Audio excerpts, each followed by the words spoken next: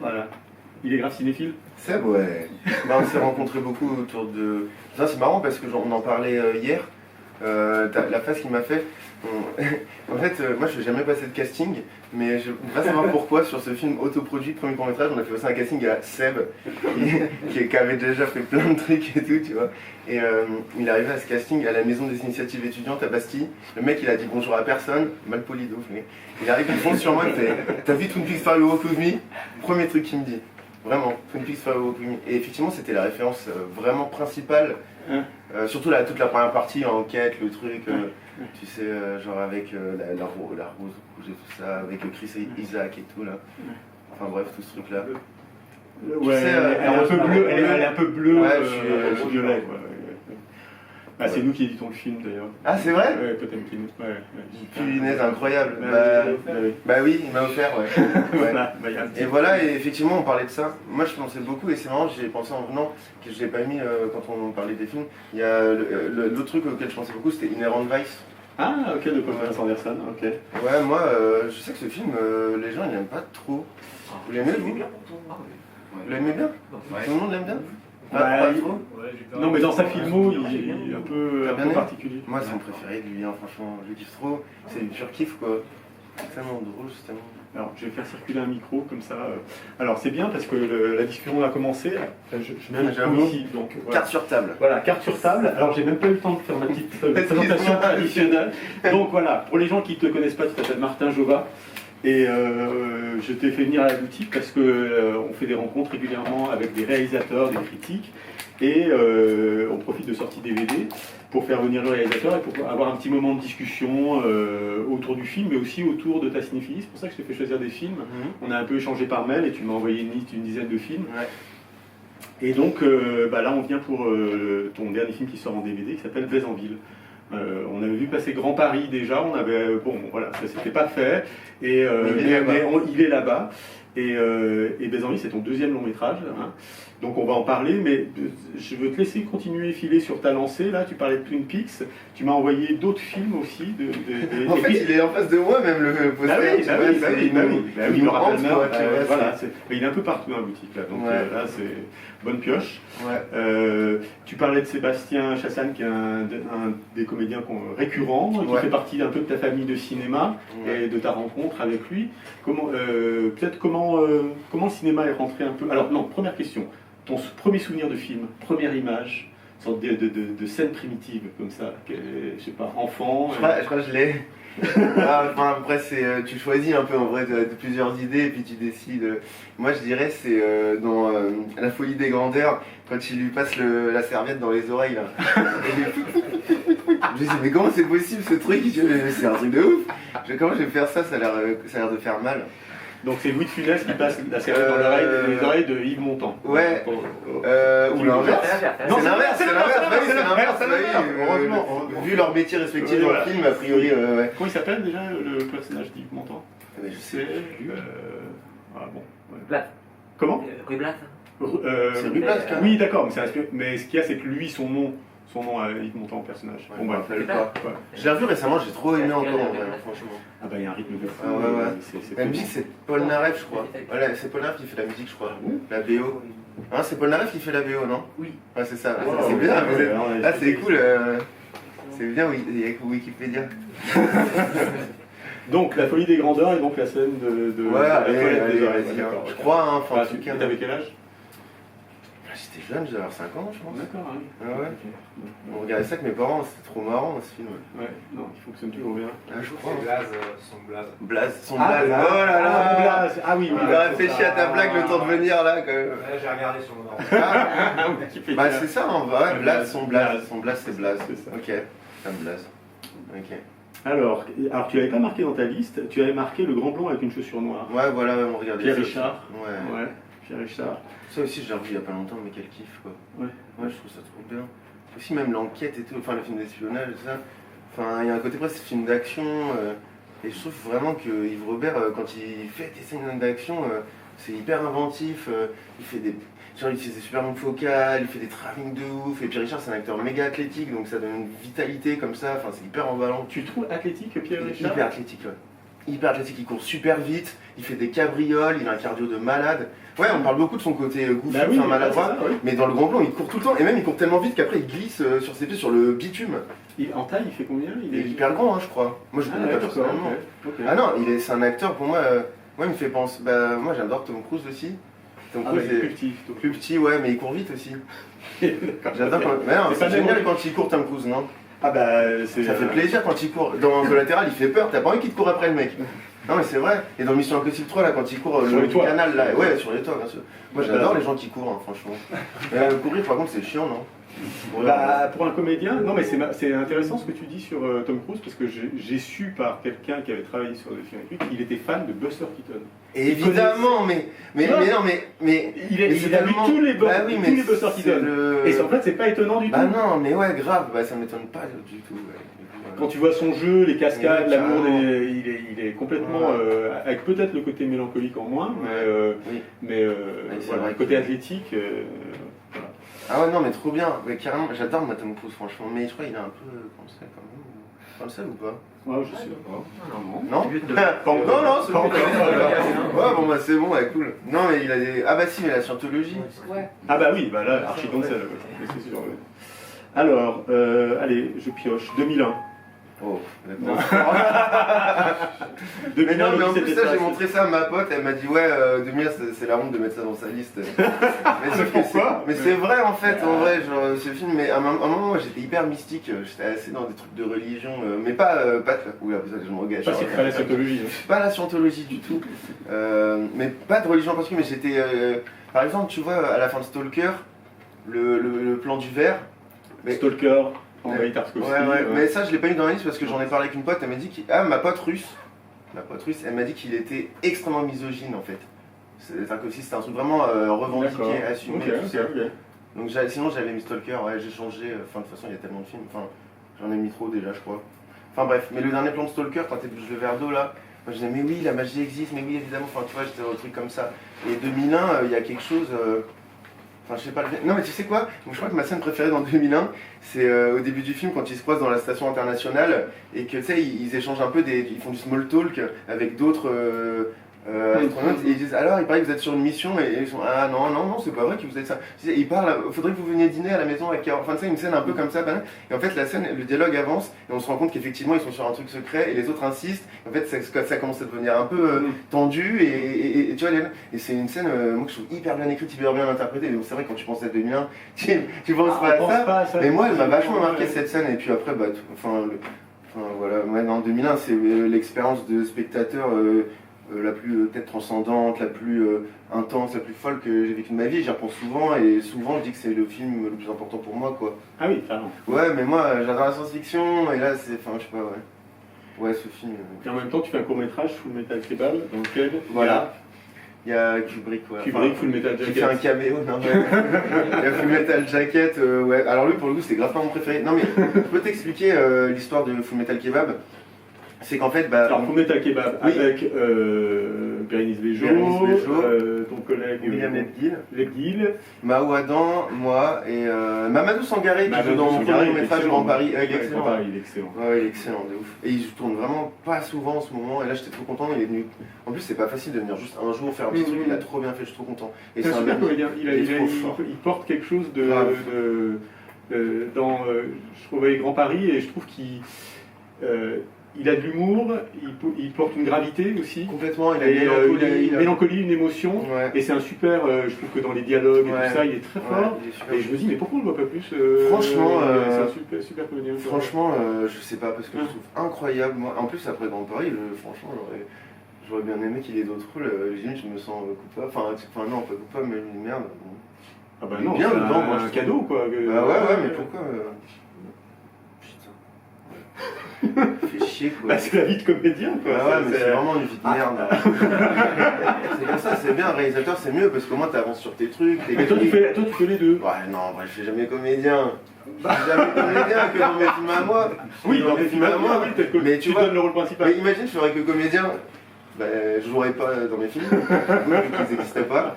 Et bonsoir. Bonsoir. Et surtout, bah là, j'ai joué dans un long métrage, mais genre, je suis 10 secondes dedans, quoi. Ouais, ouais.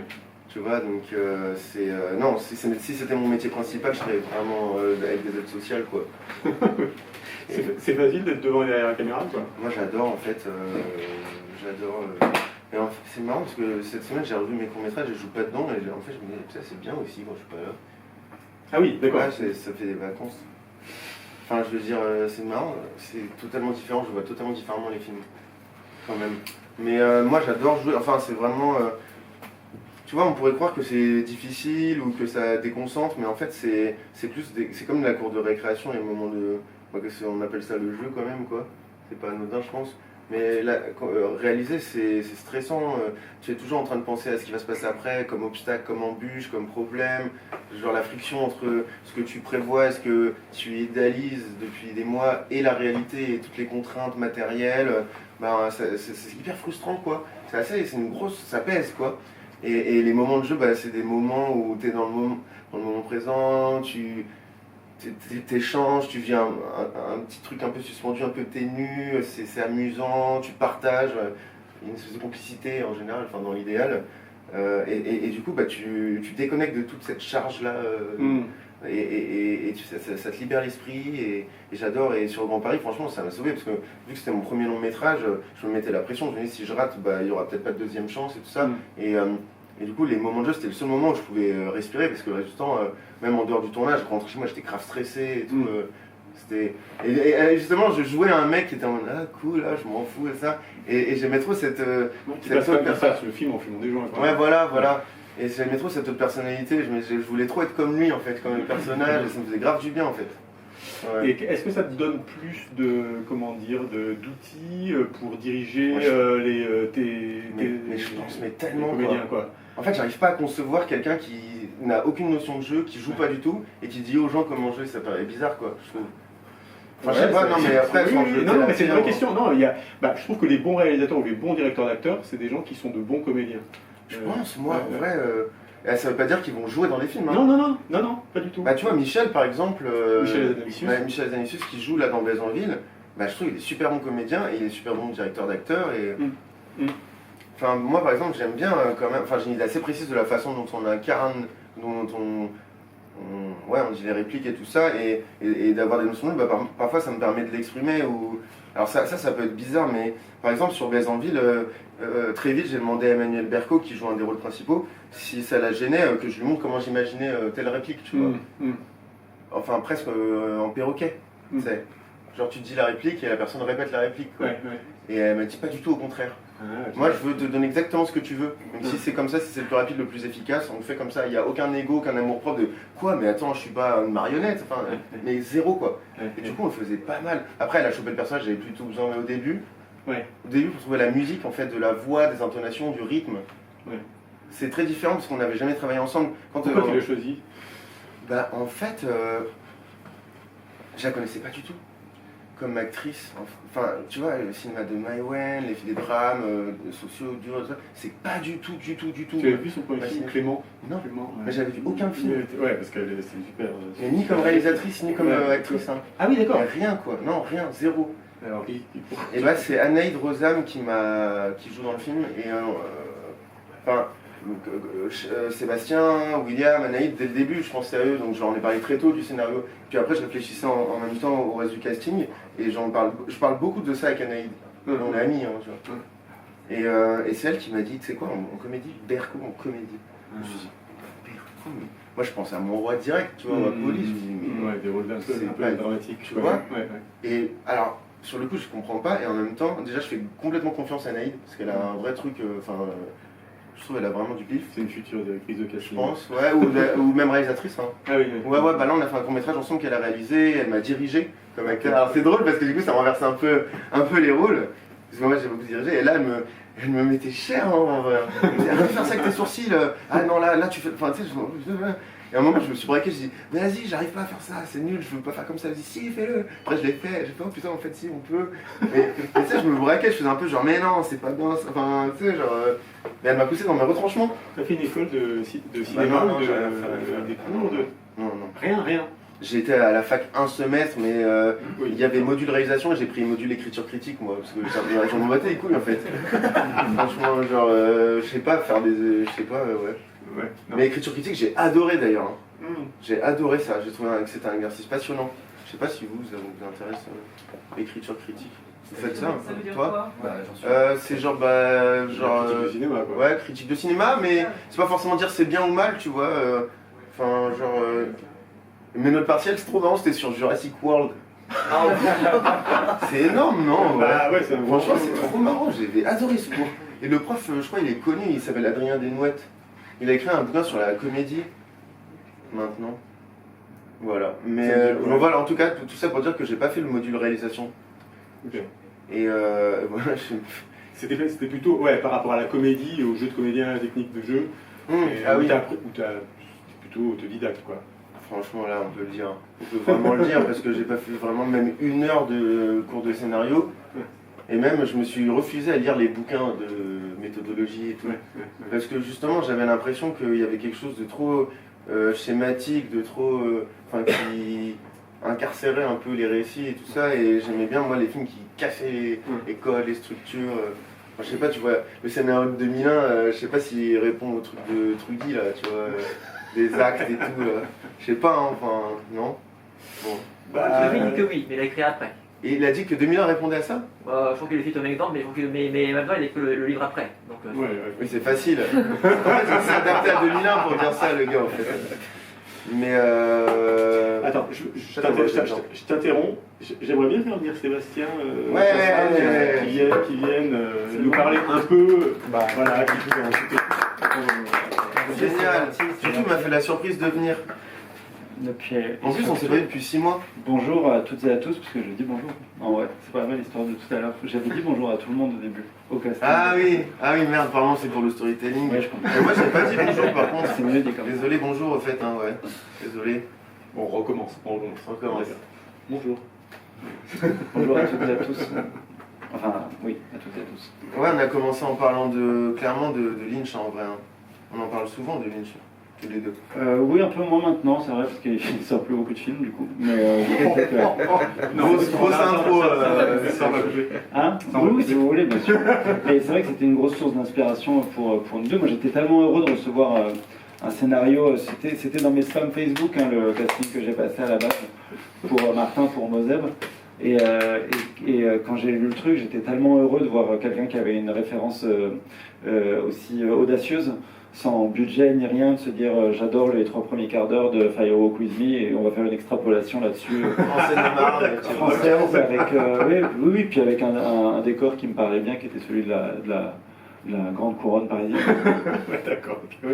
Mais en vrai, moi, ça m'a toujours fait penser à Twin Peaks, Shell. Hein. Ah non, mais c'est pour ça hein, que je me suis très Les vite. pins, les forêts en moins. Bon, voilà, il n'y a pas les pins, mais il y a une montagne à Shell. Hein. Ah, ok. La montagne de Shell. Et ouais, on l'appelle comme ça. Il y a la Marne aussi. Ouais. Mais on retrouve pas de gens morts dans la Marne quand même. Ah bah, tous les ans, c'est maudit en fait. Je sais pas pourquoi tous les ans les gens qui meurent dans la Marne l'été, il y a des panneaux partout qui disent 7 personnes sont mortes depuis 2020. Ah oui, c'est d'accord. hyper glauque en fait. C'est vraiment... Il y a vraiment une petite matière quand même. C'est un sujet.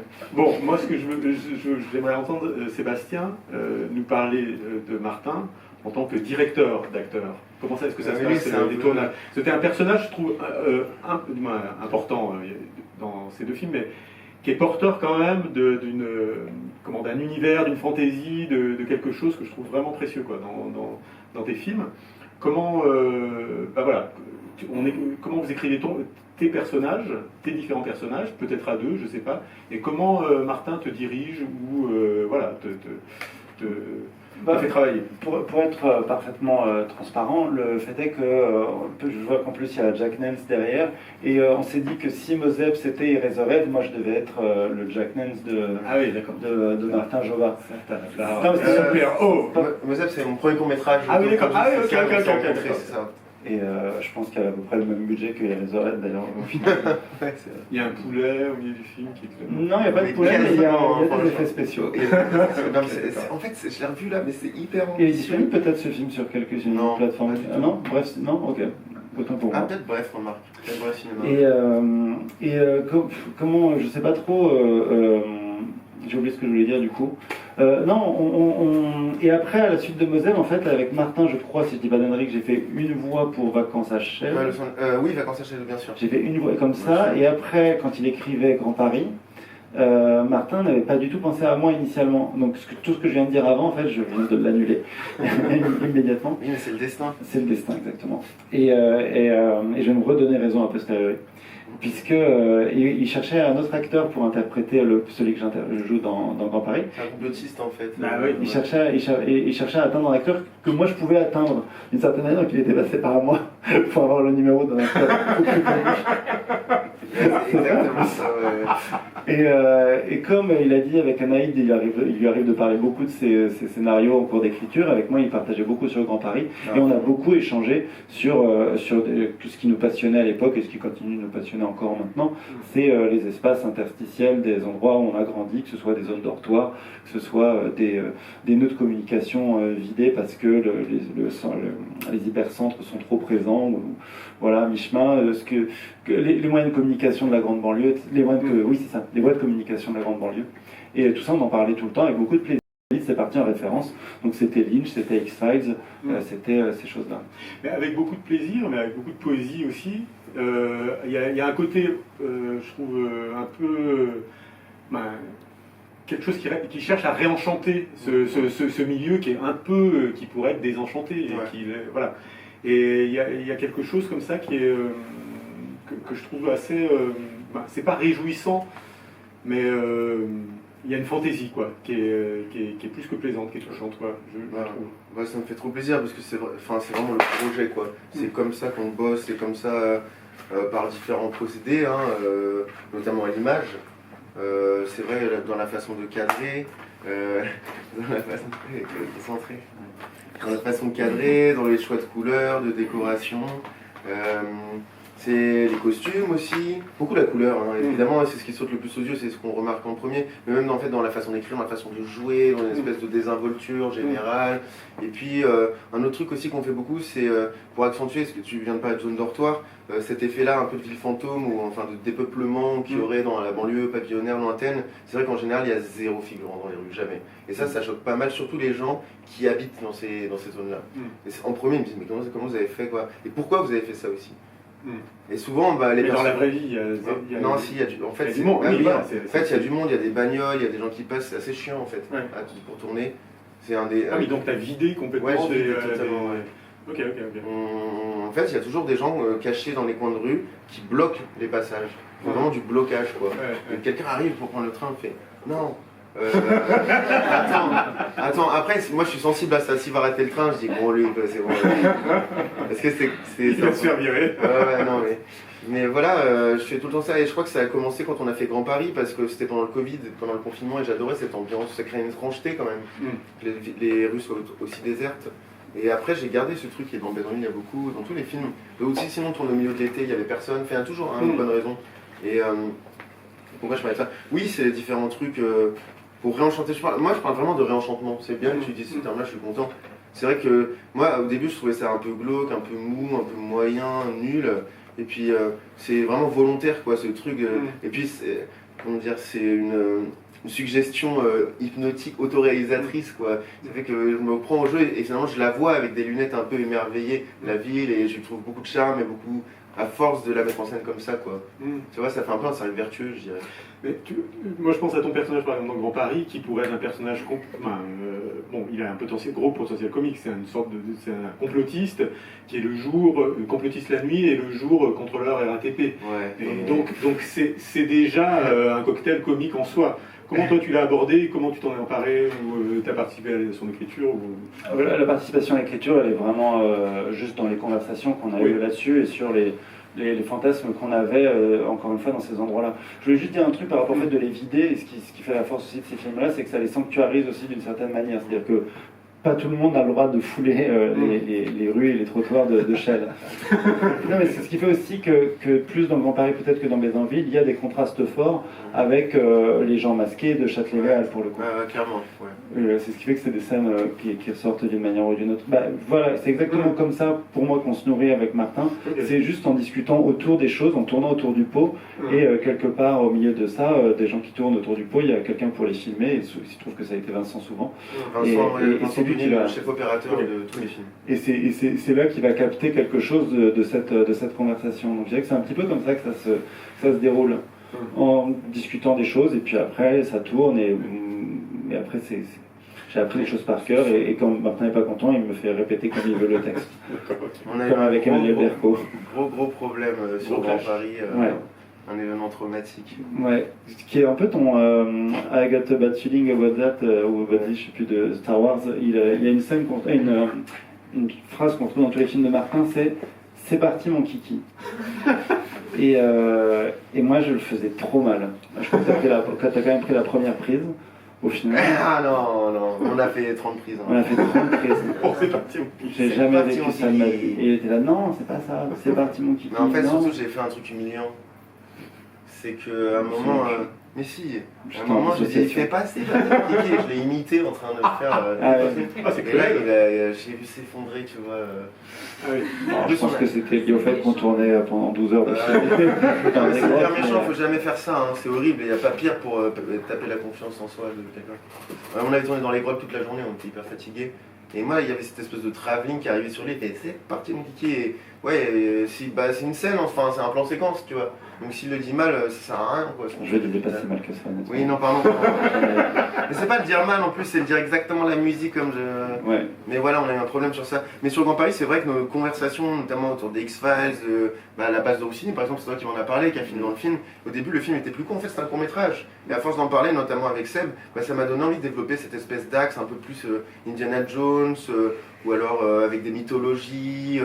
Et c'est un arc, quoi, un arc complet qui est venu en plus. C'est pour ça que le film est passé du court au long, mais qu'il a été financé comme un court, parce qu'en fait, j'avais commencé à essayer de le financer en court. C'est ça tout, parce que ce film-là, c'est un court-métrage de base, quoi. D'accord, ok. Et on l'a monté comme un court-métrage. On a eu une aide de court-métrage du CNC, et on a eu un préachat moyen-métrage d'Arte. Et le film il coûte 120 000 €, tu vois. Parce qu'on c'est Emmanuel Chaumet. Emmanuel Chaumet, mais ça, c'est vraiment le genre de film que lui seul, quoi, quasiment pourrait faire. Et de chez Film, donc Emmanuel Chaumet, moi, c'est un producteur dont j'aime beaucoup les films. Depuis, en fait. C'est très éclectique son à fond, ouais. Mais il fait des films très. Assez radicaux dans leur forme, qui prennent des risques, qui sortent des sentiers battus toujours, quoi. Et moi, c'est vrai que quand j'ai grandi, je me reconnaissais pas forcément dans les films français, les drames ou même les comédies un peu mainstream que je voyais. Et il y avait ces propositions-là qui me faisaient me dire, ah putain, en fait, le cinéma français, ça peut être original, ça peut être. Et ça m'a beaucoup changé ma vision du cinéma français, en fait, sa filmographie. Et j'avais rencontré Antonin Perret-Jadco à la ferme du Buisson, à Noisiel, qui est une salle à réessai. La fille du 14 juillet était venue le présenter. En plus, lui, il fait des tours de magie quand il présente les films. Voilà, donc c'est assez impressionnant, quoi. Moi, j'étais là, un réalisateur, waouh, puis le mec, il scie un truc, et il sort une échelle, tu sais, c'est génial quand même, hein, franchement, de faire ça. C'est le seul mec que j'ai vu faire ça. Et j'étais hyper impressionné, j'avais adoré le film. Il fait des tombolas aussi. Oui. Pour financer. Ah oui, tu connais, t'as travaillé avec lui. Ouais. Ah oui, d'accord, ah oui. Et voilà, et donc ça m'a. Et de chez Film. Puis après, je vois Gaz de France de Benoît Forgeard. Et de chez Film. Puis je vois La bataille de Solferino. De Justine Triel. Dans tous les cas, ce sont des films qui ont été faits avec très peu de moyens. Solferino, ils ont eu l'avance sur recette, mais ça reste un film très peu cher, quoi. Vraiment, t'as raison, très peu cher. Et dans l'urgence. Ouais. Après, il a fait Victoria avec Justine, quand même, qui était lui, pour le coup, produit très correctement. Mais oui, c'est vrai, il y a ce truc de faire des films avec peu de moyens, de trouver des solutions et de faire des films en pirate. Et ça, c'est quelque chose qui l'excite beaucoup. Et je crois sur le Grand Paris, ça devait l'exciter presque autant de le faire sans argent, sans autorisation, en mode guérilla, que le projet artistique en lui-même, tu vois. Là, je parle à sa place, mais j'ai l'impression de ce que j'ai compris. Après, il est très content, on est très content du film et ça, mais il a toujours eu cette énergie-là. Et en même temps, là, on a fait un film très bien produit, mais il était aussi content quand même, tu vois. Mais c'est vrai qu'il aime toujours, et là, ça l'exciterait trop qu'on refasse un film dans l'énergie du Grand Paris, en guérilla, sans autorisation, sans budget, avec un peu de financement, mais vraiment un tout petit truc, quoi. Bézanville, c'est combien d'entrées? Là, on a fait à peu près 100 000, enfin, légèrement C'était moins. l'objectif? Ouais, c'était ça l'objectif pour moi, en tout cas, pour le pack. Mais le pack même, il parlait d'un peu moins à la base. Donc ils sont contents, d'après ce que j'ai compris. Ouais, bien sûr, ils voulaient faire ça ou plus, mais ils avaient des prévisions un peu plus basses. Donc en général, c'est bien parce que la plupart du temps, en fait, tu vises un truc et t'es déçu, quoi. Et là, on a à peu près fait ce qu'on voulait faire, quoi. Et le film, tu l'as montré, tu l'as accompagné, tu l'as montré en énormément. grande couronne, petite couronne. Ah ouais, ben tu vois. T'as eu des retours Ouais, pas mal en banlieue, c'est sûr, parce que sur mon premier long métrage, ça s'appelait Grand Paris, j'avais fait beaucoup de salles à essais de périphérie, et c'était trop bien. Et en plus, ce qui se passe, c'est quand tu passes des moments sympas et que les gens te soutiennent et t'aiment et t'accueillent bien, en fait, tu noues des relations. Toi, t'es allé à Saint-Gratien récemment, je crois. À Saint-Gratien. Ah oui, je suis allé à Saint-Gratien récemment. T'es allé à Noisiel avec moi aussi. Oui. T'es allé à Saint-Ouen-l'Aumône aussi. Oui. Tu vois, tu rencontres des gens qui vivent une passion du cinéma. Ça t'a marqué? Si, il y avait la tombola justement. Non, la tombola c'était Reflet Médicis. Oui. Je parlais. Mais oui. Et donc, ouais, on avait fait beaucoup d'avant-premières en banlieue, et là j'en ai refait pas mal, c'est sûr, mais j'en ai fait dans toute la France. Après, moi j'ai pas envie d'être coincé dans un truc où les films ils seraient juste destinés à un public. Non, mais sans être dessiné, mais c'est quand même un film ou un cinéma qui parle d'un territoire, de personnes sur ce territoire et qui cherchent quelque part, oui, à le réenchanter. Ouais. Et c'est intéressant de voir les réactions, même qu'elles soient positives ou négatives, en disant mais non, ça ne me représente pas du tout. Ouais. Ou ouais, ce film nous fait du bien, ou oui, il est à côté de la plaque, ou oui, il tape dans le mille, je sais pas. Ah, en général, je sais pas, peut-être que j'arrive à les amadouer, mais les gens ils ont jamais dit de trucs méchants en face à face. Sur internet un peu, mais en face à face non. Internet pour tout le monde. Et puis c'est des endroits quand même qui sont très peu représentés. Ah, sur oui, lesquels c'est on a ça, c'est en très ça, peu d'idées, enfin même toutes faites quoi, même caricaturales. À quoi ça ressemble les gens qui habitent dans les banlieues pavillonnaires, type Kaufman, que ce soit dans le 77 ou le fin fond du 91, c'est quand même difficile de se dire oui ça ressemble exactement à ça et voilà les clichés qu'on pourrait faire avec d'autres régions de France. Et puis c'est super éclectique. Moi je connais assez mal, mais j'ai l'impression, moi j'ai lu ce que tu avais dit sur, je sais pas, la Seine-et-Marne ou des départements qui sont très éclectiques. Il y a des quartiers assez gentils. Chelles, complètement. Enfin, c'est quelque chose que je trouve hyper intéressant. C'est que tu as des villas de millionnaires. Il y a Aya Nakamura qui va habiter Chelles sur le bord de Marne. T'as le droit de le dire? Bah ouais. Elle est partie de façon à déménager. Il y avait des proches qui avaient habité là-bas. Ah oui, d'accord. Ok. Igelin. Ah oui, incroyable. Name dropping. Les gens célèbres Sophie Marceau. sur le bord de Sophie Marne. Marceau, c'est pas vrai. Si, j'ai cassé 4 ans. Nina Meurice. Ah, Brou, Nina Meurice. Nina Meurice. Ah, oui, c'est d'accord. Et enfin, bon, pourquoi je dis ça? Oui, donc il y a des gens riches, et puis il y a aussi des cités vraiment très ou beaucoup moins riches, quoi. Et puis il y a au milieu des espèces de pavillons, des classes moyennes bien pauvres, des classes moyennes, un peu de gros pavillons.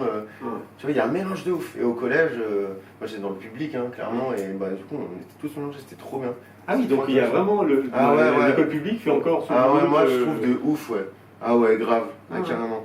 Et donc j'avais l'impression que cette petite ville, enfin mais bon, je me rends compte maintenant que j'avais quand même une toute petite lunette, mais qu'elle permettait de voir un échantillonnage de plein de réalités de la France, quoi. Il y a des cités, il y a des champs, il y a un aérodrome, il y a des pavillons, il y a plein de gens différents, plein d'origines, plein de cultures, plein de cultes et tout. Enfin, et je pense que ça c'est quelque chose de hyper important pour moi. De toute façon, je me suis construit ce que je voulais raconter comme histoire et comme valeur, quoi. Et toi c'est pareil, là où tu as grandi, j'imagine. Mais toi, c'est plus petit que Chelles. Chelles, il y a quand même 60 000 habitants. Non, ça avait vraiment pas grand chose à voir. L'humour et le repoids dans les années 90, c'était vraiment pas pareil pour le coup. Ouais, nous, c'était hyper mélangé. Et voilà. C'est des questions des personnes qui ont vu le film ou qui ont posé des questions à Martin et Sébastien. Moi, j'ai une question. Attends, on enregistre, alors je vous donne le micro. J'ai mille questions, mais je vais essayer d'en poser qu'une. Moi aussi j'ai grandi en banlieue et quand j'ai vu Bézanville, j'ai reconnu les grands ciels, j'ai reconnu les étés, l'ennui en fait de banlieue, le côté rue déserte, c'est vrai là vous l'avez évoqué, mais il m'a pas du tout choqué sur le moment parce qu'en été il n'y a plus personne. Ah ouais. Et donc je me suis un peu vue et j'ai un peu vu l'artiste derrière l'œuvre. Et je sais pas, j'ai loupé le début, donc peut-être que ça a été dit déjà, mais je sais que tu n'as pas fait d'école de cinéma, mais je me suis demandé si tu avais, quand tu grandissais, fait des films en fait. Non, parce que même moi, pas. je passais l'été à faire, pour remplir l'ennui, bon, c'était 20 ans avant, mais à faire, faire des trucs comme ça, quoi, on n'a pas 20 ans d'écart quand même. On a absolument 20 ans d'écart. Ça paraît vraiment pas possible. Elle ment en allemand. Mais donc non. Donc non, la question c'était... Ah non, je faisais pas du tout ça. Mon cousin il faisait ça. Aucun rapport du coup. Mais... Mon cousin il adorait faire ça, c'était fascinant. Mais moi non, allumer la caméra et tout, non. Bah c'est comment on construit du coup sans envie de faire des films et puis ça. Moi j'avais l'impression justement en regardant ce film-là que c'était plutôt après plein d'années d'essais et de trucs de voir ce qui marche. Et Premier coup. Waouh. Pas tout à fait en fait. On a fait un petit court-métrage très premier degré, très foireux avant ça. Et bon, j'ai appris plein de leçons. Là, on a fait un court-métrage en 2015, tu vois. Mais avec des potes, il y a déjà par exemple, il y a Erwin et Georges qui sont des amis très proches qui jouent dans Bézanville. C'est le stagiaire du stagiaire là. Ah non, c'est le stagiaire, c'est moi le stagiaire, c'est le stagiaire, Georges. Et l'autre, c'est le mec qui leur fait les plans avec les machines à eau là. Bah, eux deux, on est potes depuis 2015 et on a fait mon premier court-métrage ensemble. Et moi, je jouais un tout petit rôle aussi dedans. Et puis, il y avait des potes de Shell comme ça. Et ça, c'était terrible. Ouais, à ce moment-là, j'étais complètement fou de Carpenter. D'ailleurs, je voulais parler de Starman aussi. Mais j'ai pas eu le temps de le revoir. Ouais, j'adore moi. Après, il est très particulier parce que je crois que c'est un film de commande et c'est pas lui qui a fait la musique. Donc, il y a toute une partie du film. Il est très différent du reste de sa filmographie, je crois. Vous pouvez me... Hein, c'est vrai ce que je dis, non? Vous savez ça, vous, non? Ouais? Oui, non? Pas vu, Starman? Ah ouais. Ok. Tu vois, hein? Si, moi je l'ai vu, mais je me suis effectivement pas que ce soit la musique de Carpenter et de son groupe de l'époque. Voilà. Enfin, de son groupe de toujours. Et du coup, j'étais à fond dans Carpenter à ce moment-là. Mais c'est en le montant, je me rends compte que en fait, c'était un peu marrant, mais à ses dépens. Je me suis dit, la comédie, peut-être que c'est quelque chose dans lequel je serais à l'aise. Et non, c'est le premier truc, hein, mais on a beaucoup préparé avec le chef opérateur. C'est très sérieux. J'insiste là-dessus parce que je sais que parfois, dans ma façon de m'exprimer, ça donne l'impression que je suis un énorme branleur.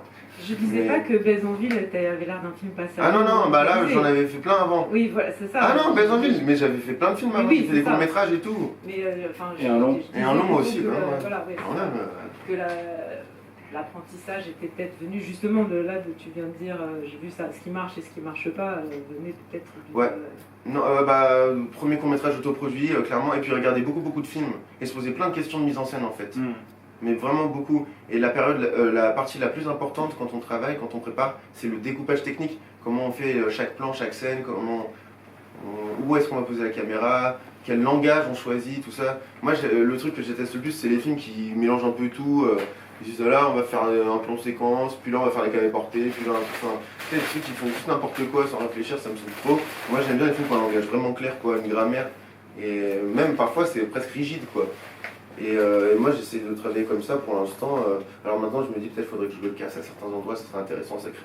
Enfin bref, c'est mes questionnements hein, pour continuer à progresser et faire des trucs qui se renouvellent. Mais ouais, c'est beaucoup regarder des films, beaucoup se poser des questions de mise en scène. Et le montage, c'est le moment, je trouve, le plus instructif. C'est là où tu vois ce que tu as fait qui marche ou pas, et ce que tu aurais dû faire autrement. Voilà, hein, c'est vraiment, moi je dis que c'est en forgeant qu'on devient un forgeron. Hein. Absolument. Hein. C'est un peu, t'as eu un peu, je trouve, la démarche de ceux qui ont refait Indiana Jones, quand ils l'ont vu, les enfants qui étaient fans d'Indiana Jones, qui l'ont vu au cinéma et qui ont essayé de refaire chez eux, exactement identique, qui n'avaient pas fait d'école de cinéma de la même manière. Oui, mais ça rejoint ce que vous disiez sur faire des films soi-même. Et il y a un metteur en scène iranien de théâtre qui s'appelle Amir Reza Kohestani, qui savait absolument pas comment faire du théâtre, qui a juste regardé des téléfilms de Bergman, parce que dedans ça parle de théâtre, et après la répétition, des trucs comme ça, et qui a commencé comme ça à apprendre à faire de la mise en scène en disant bon, c'est des gens assis qui discutent, donc on va s'asseoir et puis on va discuter, on verra bien comment ça se passe. Et j'ai l'impression que c'est un peu aussi, toi tu as regardé des films de Spielberg aussi, en disant tiens, c'est comme ça qu'il fait, que je vais le refaire exactement de la même manière. Et c'est comme ça qu'il a aussi eu des audaces tout de suite de cadre notamment. Ouais. et une ambition sans limite. Mais moi, quand j'étais petit, par contre, j'ai toujours écrit, par contre. Depuis que je suis en primaire, je pense, j'écrivais des nouvelles, des contes, j'écrivais un long roman. Enfin, j'ai toujours écrit, et moi, à la base, je voulais être écrivain, ça, c'était vraiment mon rêve.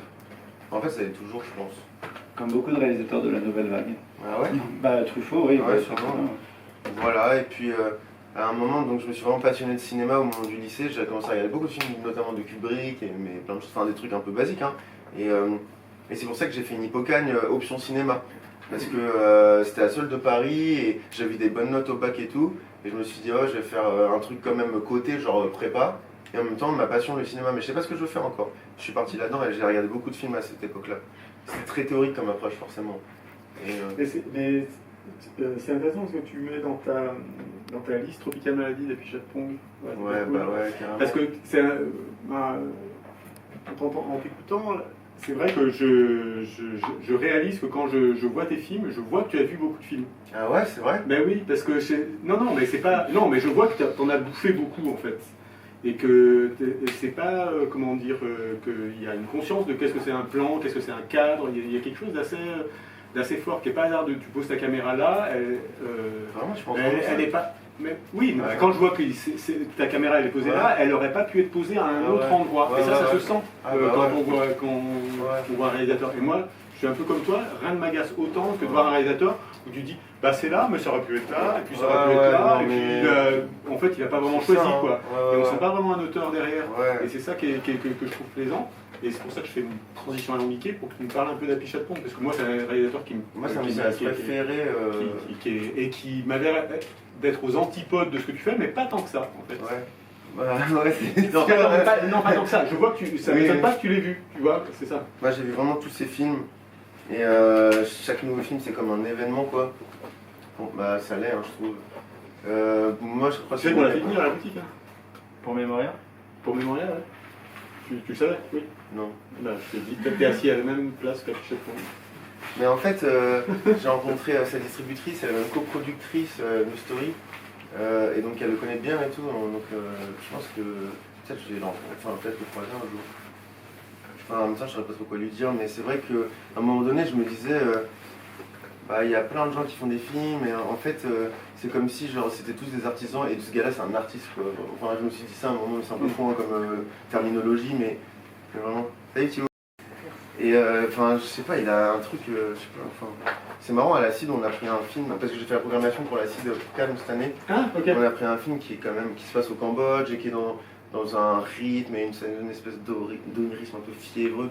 Même. Alors moi j'ai toujours le scrupule vu que ça se passe en Asie du Sud-Est, enfin, je vois de faire des raccourcis trop faciles, mais quand même là l'influence elle est assez évidente et assumée. Et ça s'appelle Promised Spaces, Ivan Markovic. Le film est magnifique, je vous conseille de le voir quand il sortira, ou même quand il y a la reprise de l'Acide. D'ailleurs je vous conseille toute la programmation de l'Acide. J'adore faire ça. Et Happy Chat Pong, je pense qu'on peut le bout de c'est une de mes pannes préférées de l'histoire. Je trouve ça trop génial qu'ils aient choisi ce film, je trouve ça génial quoi. Et Tropical Maladie c'est mon préféré, je pense que c'est celui que j'ai le plus vu. Il est pas facile, il est assez radical, c'est son radical. Peut-être, ouais. En même temps, il y a quelque chose qui m'échappe tellement dans ces films, il y a ce truc de trance, ce truc de... que je sais même pas trop quoi en dire quoi, à part que cette sensation que je ressens devant les films d'Happy Chat Pong, elle est sans égal quoi, il y a personne d'autre qui me fait ressentir ça, mais enfin voilà, et c'est toujours un bonheur, un plaisir, je sais pas comment il fait, et j'adore quoi. C'est une sorte de baume quoi, il y a quelque chose comme du tigre, Tropical Maladie. Mais non, c'est pas ça. Non, mais ce qu'il y a, c'est que je sais que dans Symphony of Splendor, il y avait plein de gens qui sont endormis. Ah bah moi aussi. Ah bah oui, voilà. Ils vendent tous ces films. Hein. Mais voilà, parce que on voit quand même pour ceux qui n'ont pas vu le film, sont filmés un hôpital où les gens, des malades dorment, passent leur temps à dormir, et puis il y a une sorte de thérapie. Je ne rappelle plus exactement le sujet. Mais ce qu'il y a, c'est que le film nous fait un effet concret, quoi, physique. C'est dingue, il n'y a pas beaucoup de films qui font ça quand même. Pas beaucoup de films. Non. Tu vois, tu te retrouves dans le film, quoi, d'une certaine façon. Tout à fait. C'est dingue. Je sais pas pourquoi on a dérivé sur Happy Chat Pong. Parce qu'il est dans ma liste. Oui, il est dentaliste et que j'avais. Oui, voilà, je te disais que je trouvais que tu étais assez. Il y avait quelque chose d'assez assuré quand même dans ton style aussi, dans ta façon de poser la caméra Ouais, ça me fait et plaisir. un univers, quoi. Voilà. c'est ça. Ouais. Et puis peut-être de tenir le truc, quoi. Enfin, Oui, de, voilà. de le choisir et d'y aller à fond. Enfin, moi j'essaie de faire ça, j'essaie d'être. Même le film, il peut pas. Enfin, moi j'espère qu'il est d'une certaine façon enfin, grand public et j'aimerais bien faire une comédie populaire et tout ça, mais en même temps, il a une espèce de, j'espère, de radicalité, quoi. Parce que dans la forme, on a choisi un truc, tranché, on y allait à fond. Dans le cadre, dans le mixage, dans le jeu, dans la direction artistique, tout ça.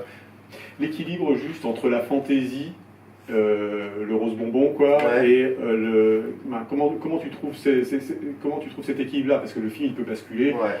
dans le carnaval, quoi. Complètement. Ben, c'est vrai que, notamment avec mon chef opérateur, on aime bien que ce soit jamais parfait et qu'il y ait toujours un petit détail qui fasse que ça redescende, que ce soit pas. Tu vois, on tourne pas en studio, il y a un esthétique de carton-pâte quand même assumé dans beaucoup de décors, mais il y a toujours un petit truc bancal, foireux qui nous ramène à la réalité, quoi. Pour pas qu'on parte dans le Wes Anderson abstrait. Voilà, c'est ça. Tu vois, mais que moi j'adore, hein, évidemment, enfin c'est une énorme référence, quoi. C'est même dingue que j'ai pas mis un de ses films. Bon, plus ça avance, plus je dis merde, j'ai oublié de mettre ça, mais normal, hein, j'imagine. Hein. T'aurais mis lequel? Mais le premier que j'ai vu, c'est Moonrise Kingdom, et ça m'a vraiment choqué, quoi. Enfin, vraiment, il y a eu un avant, un après. Et c'est marrant parce que pendant longtemps, je croyais que c'était La Vie aquatique mon préféré. Et en fait, je l'ai revu là récemment pour préparer un projet et j'ai trouvé méga chiant. Et Ah Bill ouais Murray, il est horrible, Ah ouais il est enfin, tu vois, c'est un connard. Je me rappelle, j'ai pas souvenir. Ah ouais, méga chiant. En fait, c'est marrant parce que je faisais un mood board, tu vois, tu prends des scripts, des impressions d'écran et tout, et c'est un film à mood board, mais génial, quoi. Mais par contre, dès que tu mets play, je me dis, ah bon, ok, c'est ça que ça raconte, ces belles images, tu vois, un peu. Voilà, bon, j'étais très déçu. Ouais, mais je dirais, ouais, Moonrise Kingdom, clairement. Hein. Après, j'ai vu, on avait beaucoup parlé, je l'avais arrêté à l'époque, j'ai vu Asteroid City, et effectivement, il y a quelque chose, moi, je trouve d'assez jouissif dans Asteroid City. Sébastien, toi, ton Wes Anderson préféré? Fantastique Mr. Fox, je pense. Ouais. Et, mais moi j'aime pas La Vie aquatique, j'aime pas Darjeeling, il y en a pas que j'aime pas.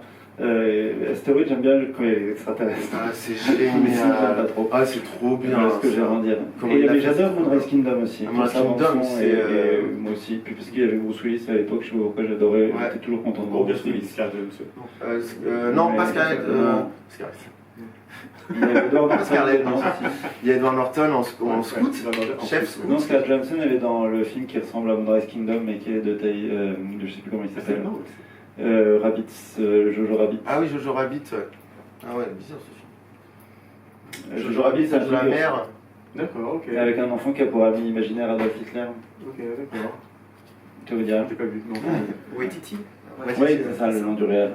Sacré délire. Et ouais, non, voilà, moi j'aime bien, ouais, Fantastic Mr. Fox. Je trouve que c'est très Tu bien. sais que le jour où j'ai vu Moonrise Kingdom, c'était pendant les. On a le droit de dire des marques. Oui, C'était 3.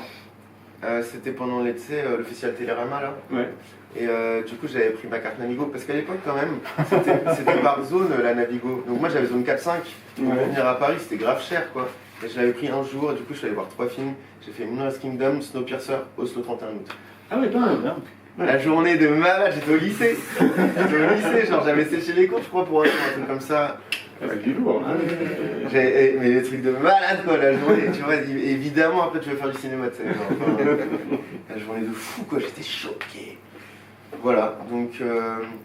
Et tu sais, tu me disais quand tu le présentes en banlieue, ce que c'est fait, il y a quand même, parce que moi j'ai une espèce quand même de fétichisme des lignes de RER, des arrêts de bus, j'aime bien les nommer précisément, même les villes, je trouve ça trop marrant, parce qu'en fait, souvent je trouve dans les films, notamment les comédies françaises, on anonymise vachement les décors, tu vois, le film il se tourne à Reims, il aurait pu se tourner à Nantes, en fait on s'en branle finalement, parce que aussi il y a un truc par rapport au financement, les gens des fois ils vont dans les régions, ils ont de la thune, et ils réécrivent à peu près le scénario, tu vois, mais en fait ils s'en foutent totalement, et du coup les territoires ils deviennent tous anonymes, et je sais pas, moi j'aime bien que ce soit ancré dans un territoire, j'adore Bruno Dumont, tu vois, j'adore Giraudy, enfin vraiment les gens qui font ça.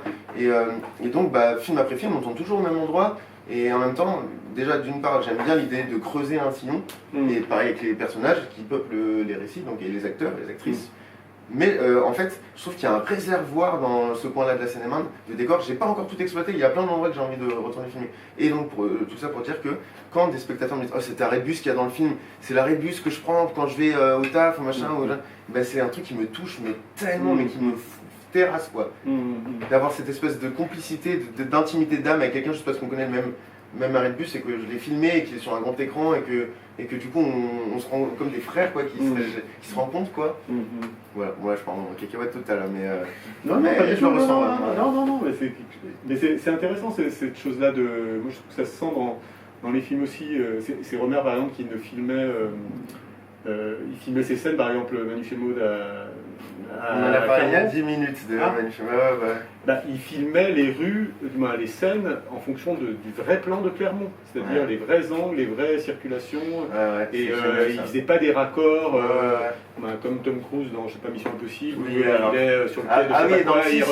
Ah, oui, Fallout. ouais, C'est génial et- celui-là aussi. Hein. Oui, mais il ressort Ouais.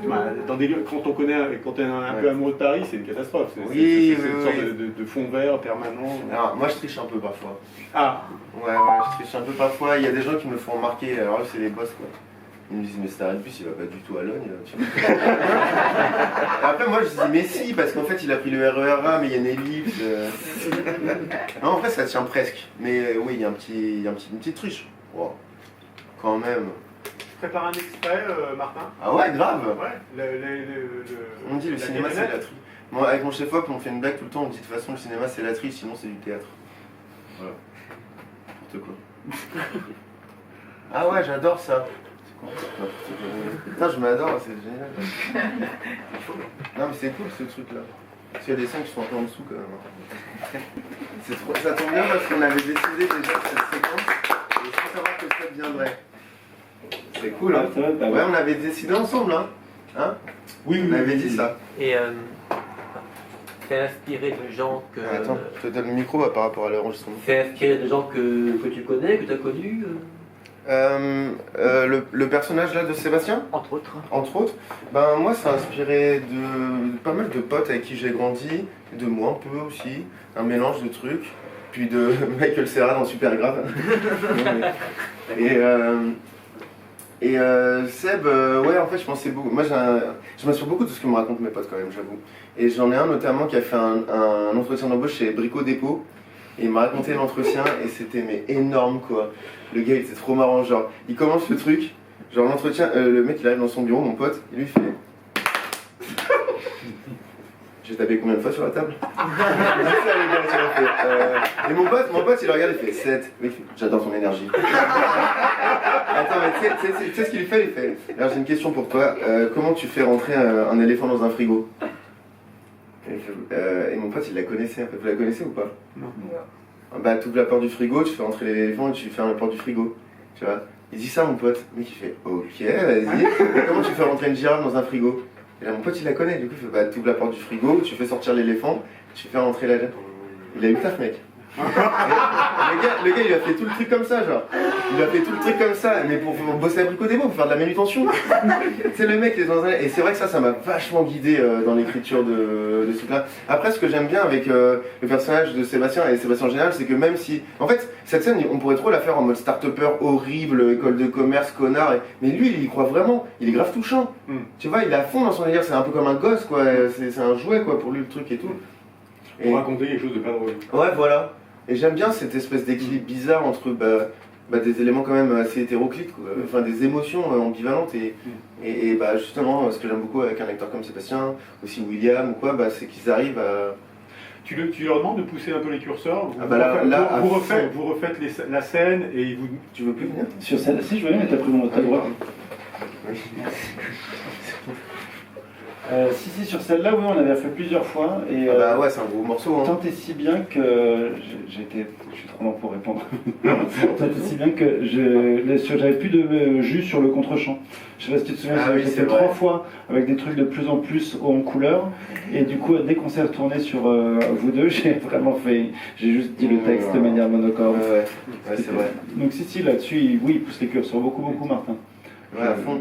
Là, c'était vraiment, il fallait que ce soit un débit très rapide, aucune hésitation, ça enchaîne, qu'il n'ait pas peur de pousser la voix, d'aller dans les aigus, de mimer. Le mime, nous, on l'a encore plus accentué au mixage, en rajoutant des effets sonores, ce qu'on fait jamais dans le film, tu vois. Il y a un côté un peu BD, cartoon. Complètement, ouais, de ouf. Jacques Tati aussi, vachement. Au début, j'y croyais pas trop à ce truc, je me suis dit, c'est n'importe quoi, genre, c'est quoi ce délire, genre, cling, mais on l'a fait, quoi. Voilà, on s'est dit c'est Tex Avery aussi un peu. Ouais, Tu vois. clairement. Il y a plein de trucs, et puis ce que j'aime bien dans cet extrait aussi que vous avez choisi, c'est qu'il y a plein de trucs complètement faux et complètement trichés. Enfin, moi je sors du camion du mauvais côté, enfin, il y a plein de trucs qui sont. Ça, Ça a l'air de rien dit comme ça. c'est des super bons exemples, t'as raison, parce que nous en fait on s'en fout de la réalité. Le cadre c'est ça, il faut qu'il sorte du camion à telle vitesse, donc c'est pas grave, il va pas conduire le camion et il y a que probablement quelqu'un de côté qu'on ne verra Non jamais. mais clairement, il y a un mec qui conduit, lui, ouais, c'est ça. Il est vraiment collé à la porte côté passager.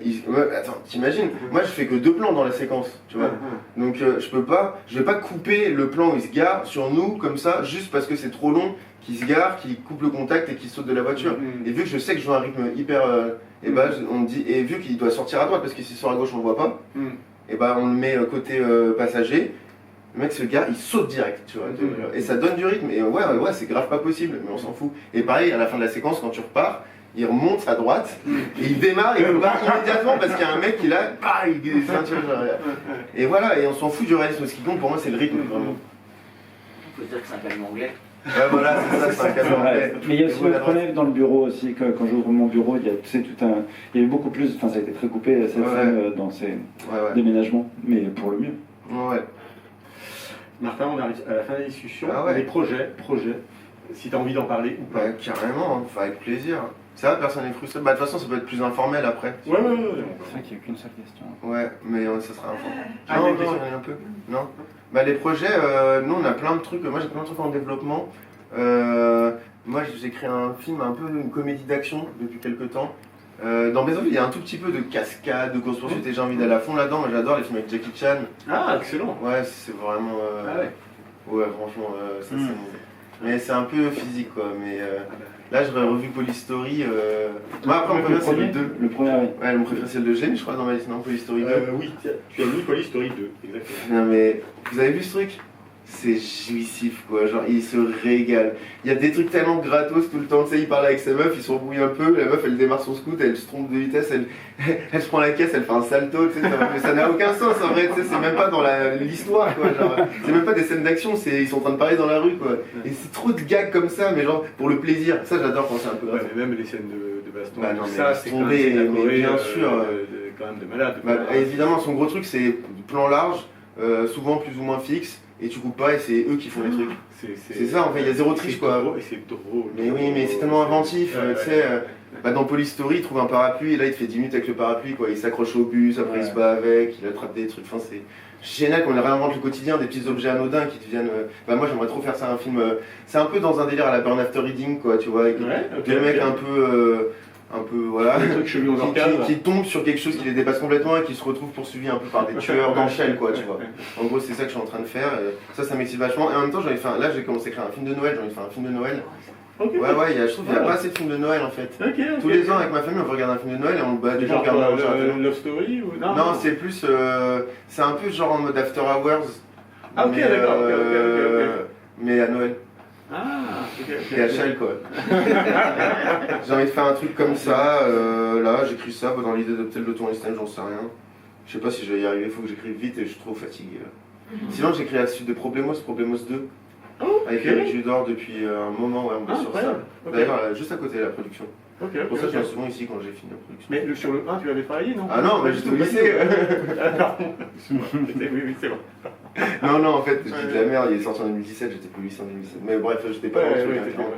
Non, mais voilà, j'adore.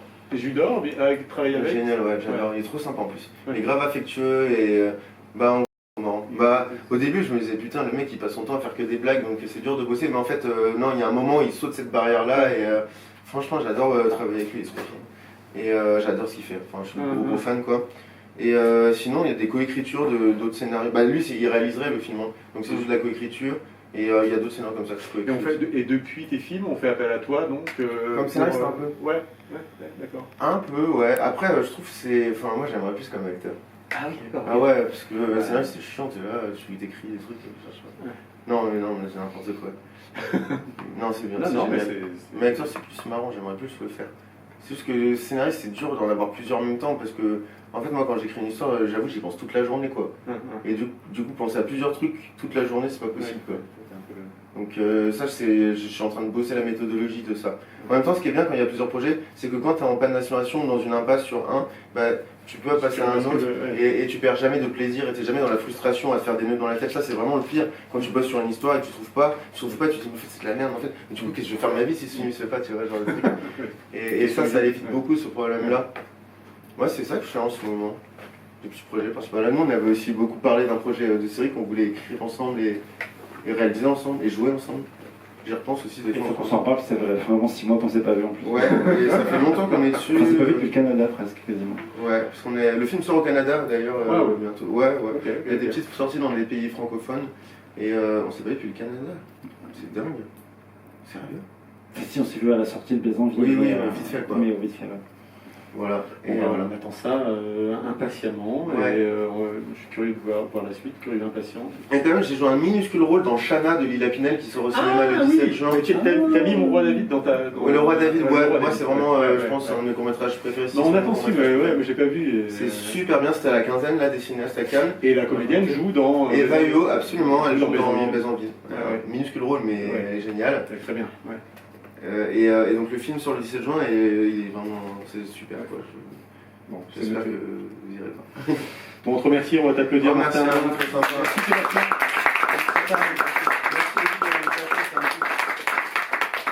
Et on va faire la dédicace près de la caisse, voilà. Bah, merci encore, merci à vous pour votre écoute et toute votre gentillesse et pour l'invitation, c'est super. Pas de souci. Et merci Alice aussi de venir.